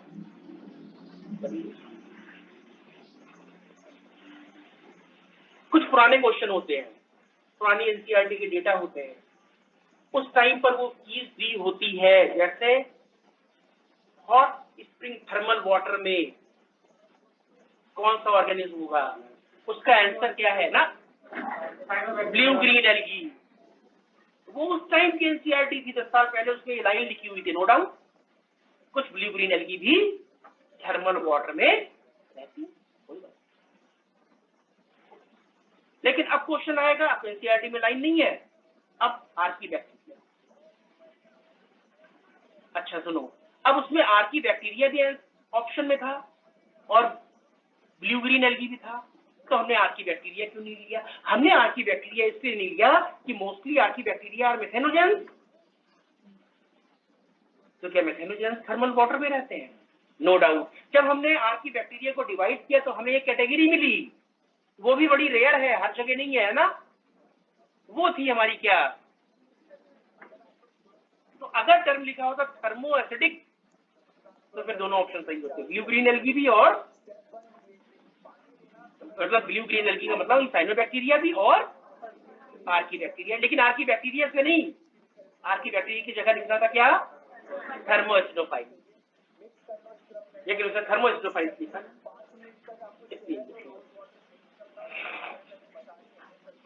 पढ़ लिया बेटे?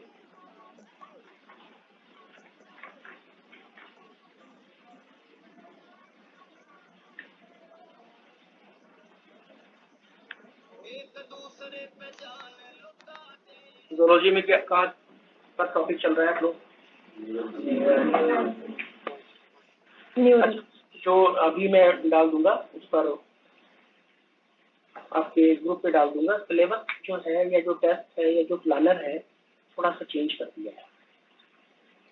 कुछ टेस्ट शुरुआत से तो नॉर्मली चल रहा है जैसे चल रहा है, बाकी बाद में हम इसको अप्रैल के बाद भी ले गए हैं।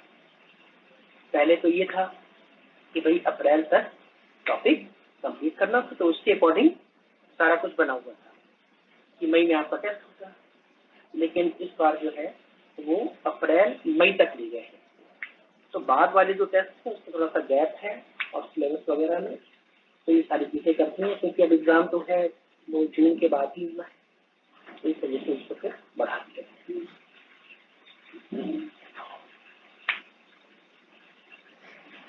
आस्था, फिजिक्स में कितने न्यूमेरिकल रूल्स कर रहे हो? 50, 30, 40 to 50 numerical per day system. अब न्यूमेरिकल नहीं, सेक्शन बी है ना पूरा पढ़। सेक्शन बी का अगर एक ही न्यूमेरिकल लग गया तो कोई प्रॉब्लम, और सेक्शन बी के हो भी जाते हैं, आपको भी मालूम। सेक्शन बी में अगर हम 50 न्यूमेरिकल करने बैठते हैं तो 25 तो हो ही जाते हैं ना, बस 25 के लिए तो मेहनत करनी है। तो ओवरऑल जो आ रहा है वो 25 पर ही फोकस देना है, लेकिन करना सारे, इजी हो या टफ हो सारे। कभी भी क्वेश्चन करते टाइम या पढ़ते टाइम ये मत सोचा करो ये तो हमें आता है। जिस दिन तुम सोचते हो कि ये तो हमें आता है, उसी दिन कहानी खत्म हो जाती है।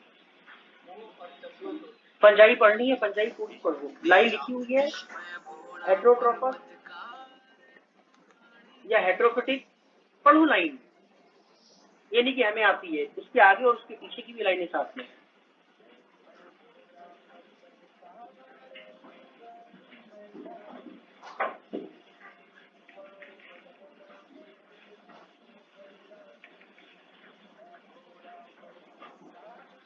अब पानी पहुंच चुका है जाइलम में, किसके जाइलम में? रूट के जाइलम में, है ना।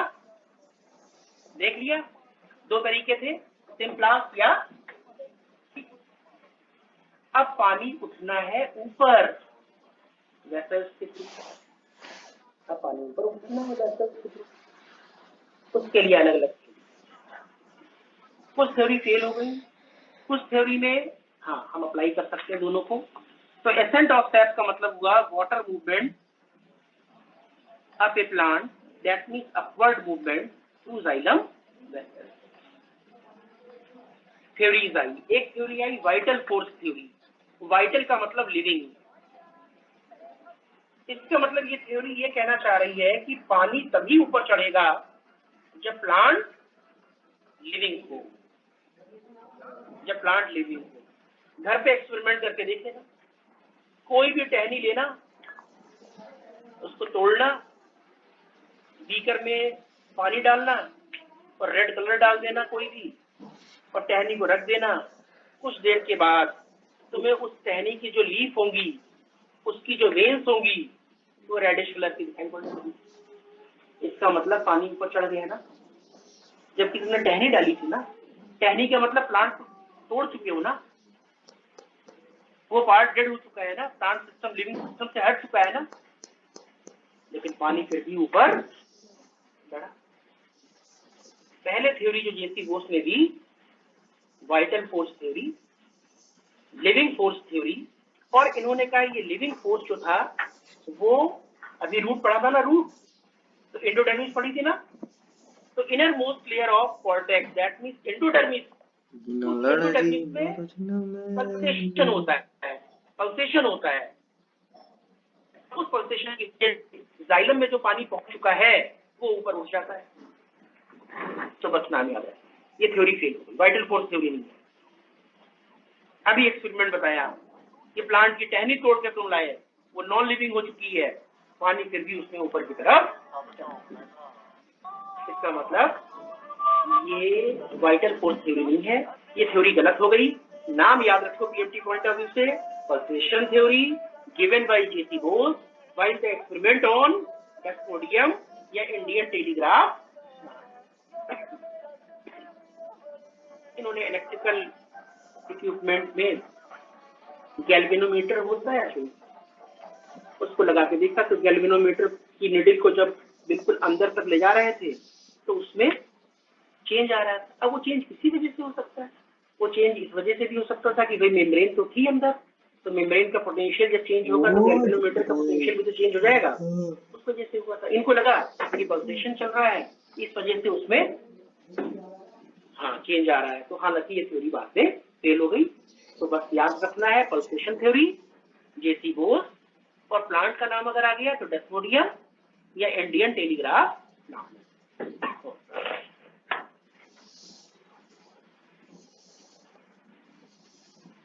फिर थ्योरी आई रूट प्रेशर थ्योरी।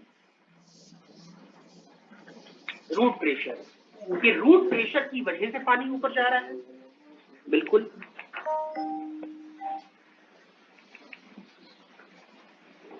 अब रूट प्रेशर क्या है पहले ध्यान से समझो। प्लांट लगा हुआ है सॉइल में, रूट किसमें है? सॉइल के अंदर, और रूट ने मिनरल्स को एब्जॉर्ब किया, मिनरल सोल्यूट एब्जॉर्ब हुआ, और जब मिनरल्स और सोल्यूट एब्जॉर्ब हुए तो ओपी बढ़ा या कम हुआ? बढ़ गया, OP बढ़ गया। और जब ओपी बढ़ा तो बाहर का पानी अपने आप अंदर नहीं आ गया,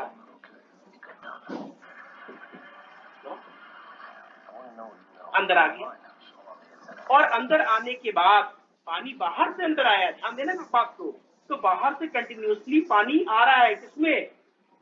ट्यूब में,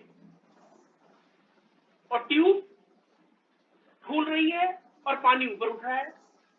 बिल्कुल सेम वही कि तुमने टंकी को खोला और उस ट्यूब से पानी बाहर आया और ट्यूब पे प्रेशर लगाता हुआ आया, that is positive hydrostatic pressure. तो रूट प्रेशर क्या हो गया? रूट प्रेशर हो गया पॉजिटिव हाइड्रोस्टैटिक। इन्होंने कहा कि ये जो पॉजिटिव हाइड्रोस्टैटिक प्रेशर है ना, यही पानी को ऊपर की तरफ ले जा रहा है, यही पानी को ऊपर की तरफ। अब ध्यान देखो, बहुत बढ़िया पॉइंट है। तुमने मोटर चलाया और अब आपका घर 3-4 स्टोरी है, नीचे मोटर लगा हुआ है, ध्यान देना, नीचे मोटर लगा हुआ है, और तुमने उसमें से अपना पाइप जो ट्यूब थी वो लगाई, पानी फर्स्ट मंजिल पे गया, सेकंड पर गया, थर्ड पे गया, फोर्थ पे गया, फोर्थ के बाद फिफ्थ पे गया। अब दो बातें हो सकती हैं, अब दो बातें, या तो तुम मोटर का हॉर्स पावर चेंज करो, बड़े हॉर्स पावर की मोटर लेके आओ, या फिर दूसरा तरीका कि जहां से पानी स्टॉप हुआ है, आगे नहीं पहुंच पा रहा है ना, वहां पर तुम दूसरा मोटर लगाओ और पानी को खींचो। दो तरीके हुए। पहला तरीका है रूट प्रेशर, कि रूट प्रेशर के थ्रू पानी ऊपर तो उठा, लेकिन रूट प्रेशर होता है 1 to 2 एटमॉस्फेरिक प्रेशर, तो पानी तो ऊपर उठा, no doubt, ascent of sap हुआ, पानी तो ऊपर उठा रूट प्रेशर से, लेकिन इतना ऊपर नहीं गया कि टॉल प्लांट पे ऊपर पहुंच जाता। पानी ऊपर उठा। फिर कहा गया कि भाई जो हर्बेशियस प्लांट होते हैं, छोटे बड़े, फीस ऑफ गवर्नमेंट उनमें कॉलेज जो पर एसेंट ऑफ टैप है मेडिकल, वो रूट प्रेशर से हो रहा है। किसकी वजह से हो रहा है? Fees of government college medical doctor. अब कुछ प्लांट होते हैं हर्बेशियस प्लांट, उनकी लीफ पर मार्जिन होते हैं, इंस्ट्रूमेंटा नहीं, उनकी लीफ के किनारों पर मार्जिन होते हैं, छोटे छोटे पोर्स होते हैं, पोर्स कहते हैं। और सुबह सुबह अर्ली मॉर्निंग अगर तुम टहलने निकलो तो उस लीफ के ऊपर ड्रॉपलेट नीचे लटकती हुई दिखाई पड़ती है, जब ओस का सीजन ना हो तब भी, अदरवाइज हमें ओस दिखाई पड़ती है, लेकिन ओस का सीजन नहीं भी है तो भी हमें वो ड्रॉपलेट निकली, प्लांट से निकली। किसकी वजह से निकली? रूट प्रेशर की वजह से निकली। इसका मतलब रूट प्रेशर कब ज्यादा था? रात में और अर्ली मॉर्निंग। अब प्लांट तो एक सिस्टम बना हुआ है, प्लांट में तो लीफ भी है, सारा सिस्टम बना हुआ है ना, लेकिन सुबह जैसे ही हुई, सनलाइट जैसे आई, ट्रांसपिरेशन शुरू हो गया। क्या शुरू हो गया? तो ट्रांसपिरेशन जब शुरू हुआ तो उसने पानी को खींचा, और पानी को खींचने से हाइड्रोस्टैटिक प्रेशर या रूट प्रेशर वो उतना तो नहीं रह गया ना, क्योंकि पानी खींच दिया गया ना, पानी नीचे से उठाया जा रहा है और ऊपर से खींचा जा रहा है, दैट इज द डिफरेंस। इसलिए हम लोग रूट प्रेशर का ऑब्जर्व करते हैं। Night and when transpiration stop और एवोपरेशन। इस एक्सपेरिमेंट को इस तरीके से करके देखा गया, एक प्लांट की टहनी ली गई, प्लांट की टहनी में जो लीफ थी उनको काट दिया गया, उसको एक सिस्टमेटिक ट्यूब के साथ जोड़ा गया, उसमें मरकरी वगैरह डाल के, और देखा गया कि मरकरी का लेवल थोड़ा ऊपर पहुंच गया। दैट मीन्स बिना लीफ के भी पानी ऊपर चढ़ गया। नो डाउट थ्योरी है ट्रांसपिरेशन, लेकिन यहाँ पर ट्रांसपिरेशन थ्योरी नहीं अप्लाई हुई। लेकिन प्रॉब्लम ये है कि पानी बहुत ऊंचाई तक भाई कहा कि guttation loss of water in the form of droplet hydropods के थ्रू। हर्बेशियस प्लांट्स में हम कह सकते हैं कि वाटर जो ऊपर की तरफ गया वो रूट प्रेशर, छोटे प्लांट में जो पानी ऊपर की तरफ गया रूट प्रेशर। लेकिन इसका मतलब दिन में पानी नहीं जाना चाहिए ऊपर, क्योंकि रूट प्रेशर खत्म हो जाता है। दिन के टाइम पर रूट प्रेशर क्या होगा, जब ट्रांसमिशन शुरू होगा, लेकिन फिर भी पानी ऊपर जा रहा है ना। दिन के टाइम पर ये थ्योरी जिम्नोस्पर्म में वेसल्स ही नहीं है, वेसल्स कह रहा हूँ, जिम्नोस्पर्म में रूट प्रेशर ही नहीं होता है, तो क्या जिम्नोस्पर्म में पानी ऊपर नहीं जाता है? तो वहां पर तो रूट प्रेशर एक थ्योरी है, प्रूव्ड थ्योरी है। पानी ऊपर उठ रहा है लेकिन पानी इतने ऊपर नहीं जा पा रहा है, तो टॉल प्लांट के लिए थ्योरी एप्लीकेबल नहीं है। लेकिन हाँ, रूट प्रेशर होता है। और जब कभी वाटर कॉलम टूटता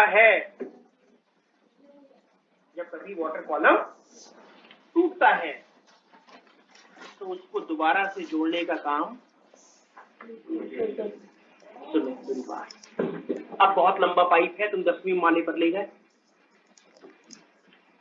अब तुमने ऊपर मोटर लगा रखी है भाई, 5 मंजिल तक ले गए और फिर 5 मंजिल के फिर मोटर लगाई है। तो अब जो 5 मंजिल के ऊपर जो मोटर लगाई और उसके ऊपर जो मोटर लगी हुई पानी को खींच रही है। कभी कभी पानी को खींचने में क्या हुआ, बीच में एयर बबल आ गया। अब जो एयर बबल आया, अब ऊपर का तो मोटर पानी ऐसे खींच रहा है ना, तो वो जो गैप आया वो तो पानी को यहां से खींचेगा ना, ये वाला तो अब खींच नहीं पाएगा। इसका मतलब पानी को झटका लगे और ये ऊपर की तरफ जाए, तो नीचे से प्रेशर कौन मारेगा? एनसीईआरटी ने क्या लिखा, root pressure play significant role, greater contribution. कब? जब पानी ऊपर की तरफ चढ़ रहा होता है, जब ट्रांसपिरेशन हो रहा होता है, जब ट्रांसपिरेशन पुल क्रिएट हो रहा होता है, तो कभी कभी क्या होता है, वाटर कॉलम टूट जाता है और उस वाटर कॉलम को दोबारा से जोड़ने का काम ट्रांसपिरेशन पुल का नहीं होगा, क्योंकि पुल तो ऊपर से लग रहा है, गैप ये आया हुआ है, इसको यूं जाना चाहिए, इसको यूं नहीं आना चाहिए। तो यूं जाने के लिए नीचे से प्रेशर आना चाहिए ना, रूट प्रेशर। बेटा बात आई समझ में? ऑनलाइन? Yes sir. तो भर लोगे?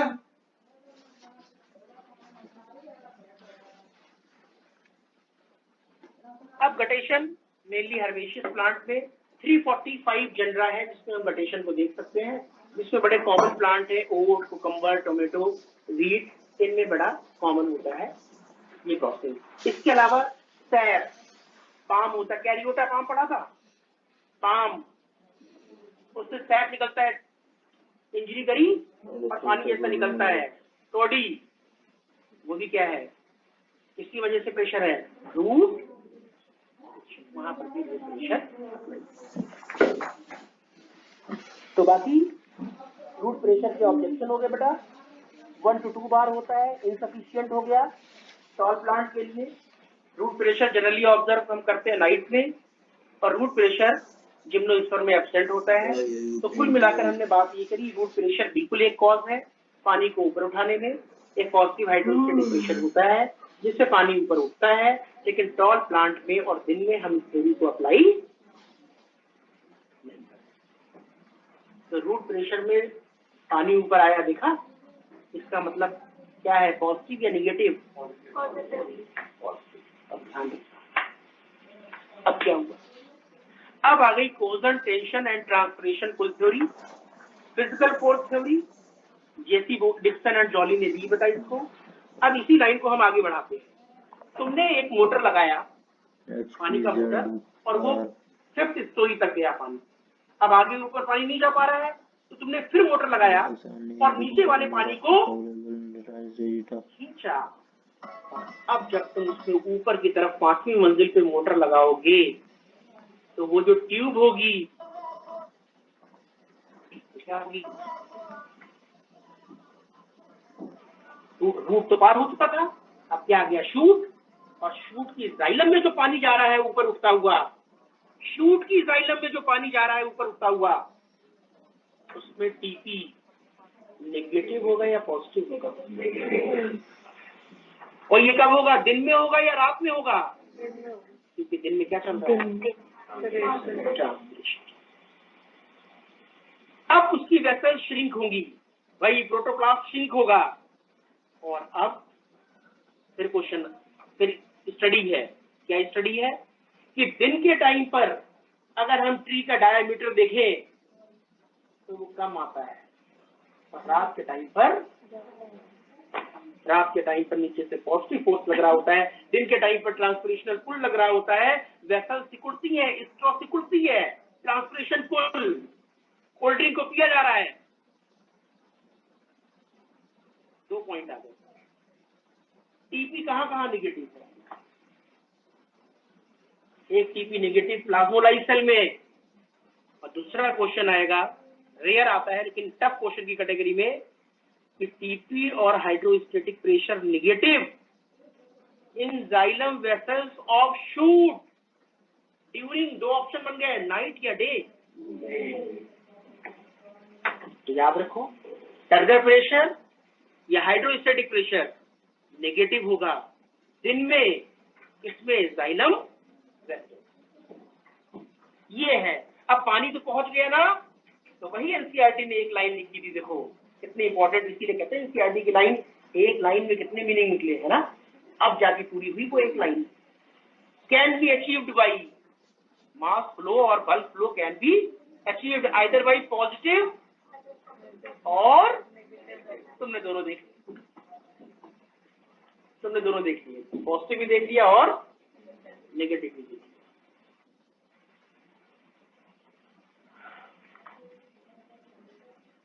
अरे भाई ऑनलाइन कुछ ABCD समझ में आती है बॉटनी की? Yes sir. Yes sir. ठीक है। तो अब इस थ्योरी में क्या कहा? इस थ्योरी में कहा कि पानी टूट नहीं रहा है। अरे भाई प्लांट में देखो ना, पानी कैसे कैसे जा रहा है, कोई प्लांट की ब्रांच ऐसी हो जाती है, कोई ऐसी हो जाती है, कोई कैसी तरफ चली जाती है ना। वो कह रहा है वेसल्स के अंदर जो वाटर कॉलम बना है वो टूट नहीं रहा है, टेंसाइल स्ट्रेंथ मिल रही है। टेंसाइल स्ट्रेंथ का मतलब पानी चाहे से चला जाए बीच में ब्रेक नहीं होगा। उसने कहा ये अपनी पानी की फिजिकल प्रॉपर्टी की वजह से हो रहा है, प्लांट का कुछ लेना देना, वो वाटर की अपनी फिजिकल प्रॉपर्टी है। क्या? Cohesive force, cohesive force between water molecule attraction.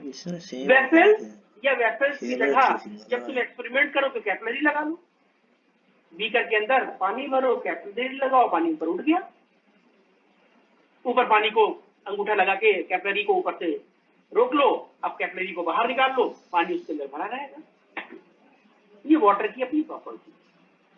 Coercive force, adhesive force between water molecule and tertiary element, और साथ में गैसियस में ज्यादा होगी या लिक्विड में? लिक्विड में। कैसे टूट जाएगा पानी? नहीं टूट जाएगा। यहाँ तक कि पानी गिलास से पूरा भरते हुए चले जाओ, गिलास से बाहर की हल्का सा पानी, फिजिक्स में पढ़ते हो ना, कर्वेचर आ जाता है हल्का सा बाहर, नहीं टूटता। तो ये अपनी प्रॉपर्टी है।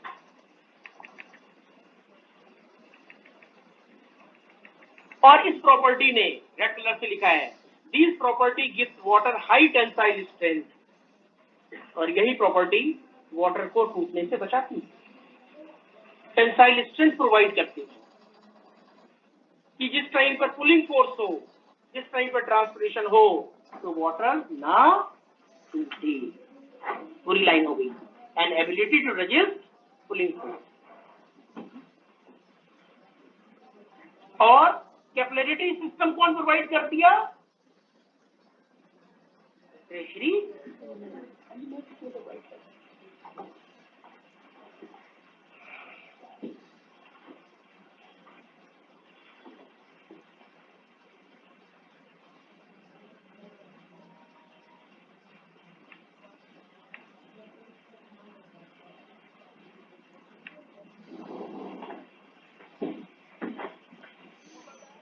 अब इस थ्योरी में क्या हो रहा है, वही जो पीछे पड़ चुके हैं, movement of water from low osmotic pressure to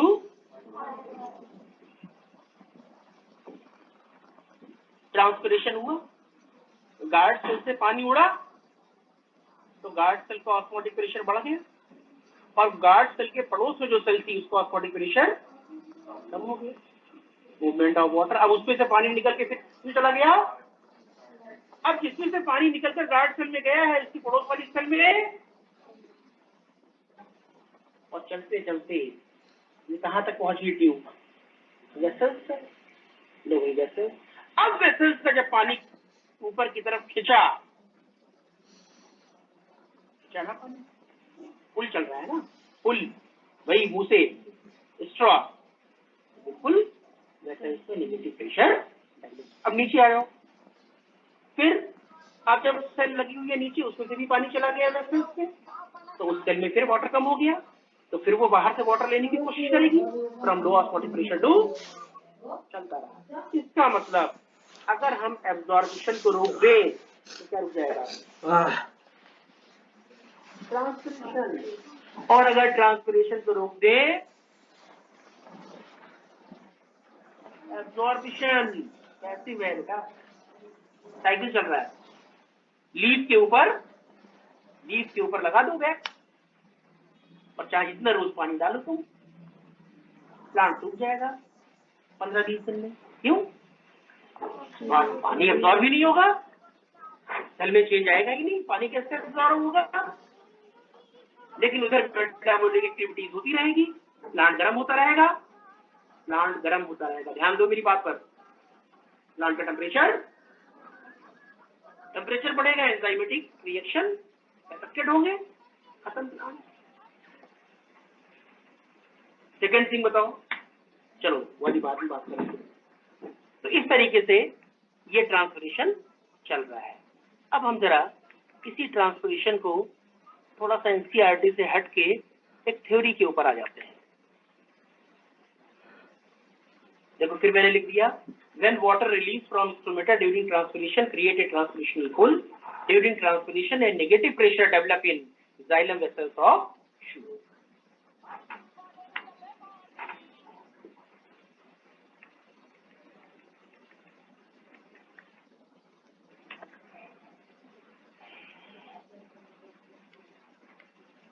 transpiration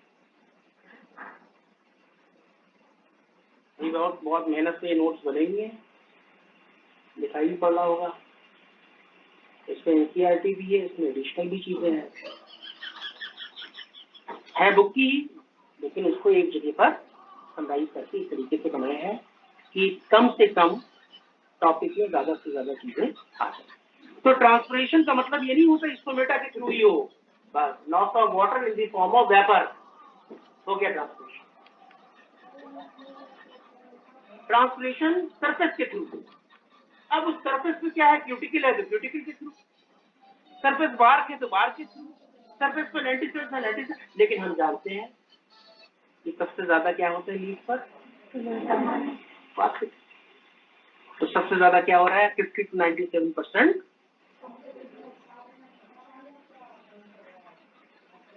loss of water नहीं, ये गलत स्टेटमेंट ही दिया गया। लॉस का मतलब हमारे दिमाग में फीलिंग आती है नेगेटिव, उसी चीज को एनसीईआरटी ने एक्सप्लेन किया कि अगर ट्रांसपिरेशन तो पानी ऊपर उठ गया, तुमने क्या दिया लॉस ऑफ वाटर, नहीं भाई, अगर पानी ऊपर ना उठता, ट्रांसपिरेशनल पुल ना बनता, तो क्या जो मिनरल और वाटर एब्जॉर्ब किया जा रहा है वो हर सेल तक पहुंचता। तो इसी से तो मिनरल्स का ट्रांसपोर्टेशन चल रहा है। अगर तुम ट्रांसपिरेशन रोक दो तो फिर मिनरल्स एक सेल से दूसरी सेल में या बाहर रूट से अंदर कैसे आ पाएंगे। मिनरल्स ऐसा तो है नहीं कि वो मिनरल्स जा रहे हैं, नहीं, मिनरल्स किसमें डिसॉल्व हो गए, वाटर में, वाटर और मिनरल्स दोनों जा रहे हैं ना। मेम्ब्रेन पे आके तो ठीक है कि भाई ये वाटर गया, ये चैनल बना हुआ है प्रोटीन चैनल, और ये मिनरल्स गया, ये मिनरल्स का प्रोटीन चैनल है, वो तो मेम्ब्रेन पे ऊपर हो रहा है ना। और सिस्टम में जो डिस्ट्रीब्यूशन हो रहा है वो वाटर के साथ ही तो हो रहा है, हो ही नहीं पाता।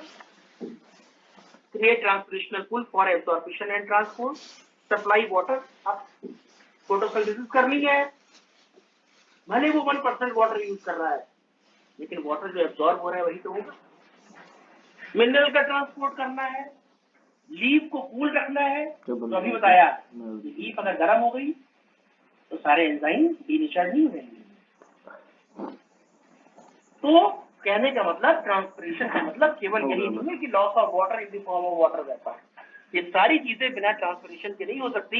यहाँ तक कि maintain the shape and structure of the plant by keeping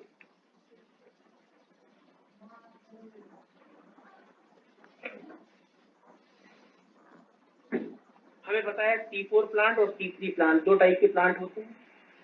NCERT ने लिखा, सिंपल जो पढ़ लेना वो पढ़ लेना। एनसीईआरटी ने लिखा, ये चीज तो हम लोग जानते हैं कि T4 plant are best photosynthesizer. T4 plants are best क्योंकि दो बार CO2 फिक्सेशन होता है, एक बार बंडल शीट में, एक बार मीसोफिल में। ठीक है, कोई बात नहीं। लेकिन फिर एनसीईआरटी क्या कहती है? एनसीईआरटी कहती है कि C3 और C4 प्लांट की जो लीफ है वो जब वाटर लॉस करती है तो C3 की वाटर लॉस ज्यादा करती है और C4 की वाटर लॉस कम करती है, अप्रोक्सीमेटली आधा आधा। उसका फोटोसिंथेसिस से कुछ लेना देना नहीं है। लोग सोचते हैं कि पॉइंट ये दिया है कि however C4 plant losses only half as much water as the C3 plant for the same amount of CO2 fix। नहीं, CO2 fix से कोई मतलब नहीं है, एनाटॉमी से मतलब है। देखो एनाटॉमी मैंने बना दी, एनसीईआरटी की लाइन है, उसने स्टेटमेंट दे दिया, रीजन नहीं दिया। तुम्हारे सामने रीजन है। C3 प्लांट, C3 की लीफ बनाई, जरा देखो इंटरसेलुलर स्पेस है ज्यादा कि नहीं है, और C4 प्लांट की लीफ बनाई, जरा देखो इंटरसेलुलर स्पेसेस ना के बराबर। तो ये तो बड़ा सिंपल क्वेश्चन हो गया, किसी भी बच्चे से पूछ दो कि बताओ वाटर लॉस किसमें होगा, वो कहेगा जिसमें ज्यादा, किसमें इंटरसेलुलर स्पेसेस ज्यादा। सपोज हमने कर दिया कि C3 वाला जो है उसमें 600 मिलीग्राम पानी लॉस हो रहा है, उसके मुकाबले C4 में कितना लॉस। एनसीईआरटी की लाइन को मैनेज करने, यही एनसीईआरटी में कि C4 प्लांट पे और C3 प्लांट में अगर हम कंपेयर करते हैं तो वाटर लॉस ज्यादा किसमें होता है, C3 प्लांट में वाटर लॉस। या यूं कह दो कि C4 प्लांट में वाटर लॉस C3 प्लांट की रीजन में आता होता है, ये भी लिखा हुआ है। तो ये किसके ऊपर डिपेंड है, एनाटॉमी होती है। इसका फोटोसिंथेसिस से कोई मतलब नहीं, वो तो उसने लिख दिया कि C3 और C4 प्लांट में C4 प्लांट आर बेस्ट फोटोसिंथेसाइजर और C3 में दो बार CO2 फिक्सेशन हो रहा है, ट्वाइस, और जबकि वहां पर केवल मीसोफिल में एक बार ही हो रहा है। भाई समझ में आया online? Yes sir, yes sir, yes sir, yes sir.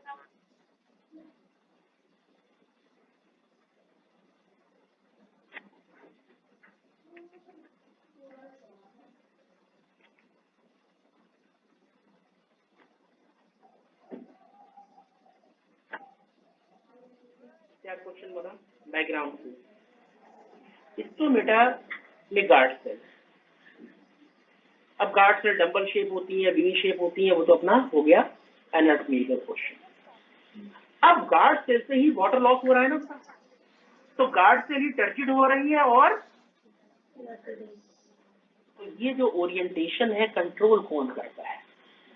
ठीक है, वाटर आ जा रहा है, ठीक है, लेकिन इतनी जल्दी हो रहा है तो उसके ओरिएंटेशन के लिए कुछ स्पेशल स्ट्रक्चर होने चाहिए ना, फाइबर होने चाहिए ना, एक स्केलेटल सिस्टम होना चाहिए ना, है स्केलेटल सिस्टम, सेल का स्केलेटन। गार्ड सेल का कौन मेनली बना रहा है? सेल्यूलोज के छोटे छोटे फाइबर।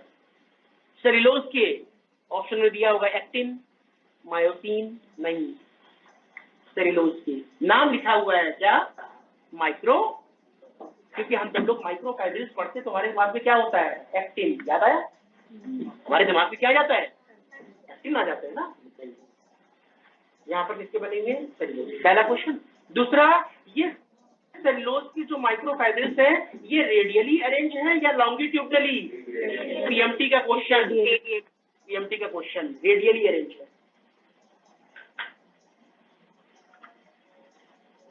और अगर वाटर लॉस होता है तो cell flaccid, that means stomata close, और जब सेल में पानी भरा होता है तो stomata flaccid, that means guard cell के चारों तरफ जो सेल्स हैं, गार्ड सेल के चारों तरफ जो सेल्स हैं वो भी एपिडर्मल सेल हैं, स्पेशल एपिडर्मल सेल। नाम क्या दे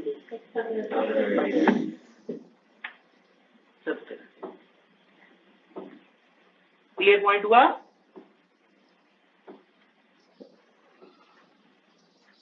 तो दो क्वेश्चन, ये माइक्रोफाइब्रिल्स बने किसके हैं और ये अरेंज कैसे, रेडियली या लॉन्गिट्यूडनली? तो सामने डायग्राम से ये दिख गया।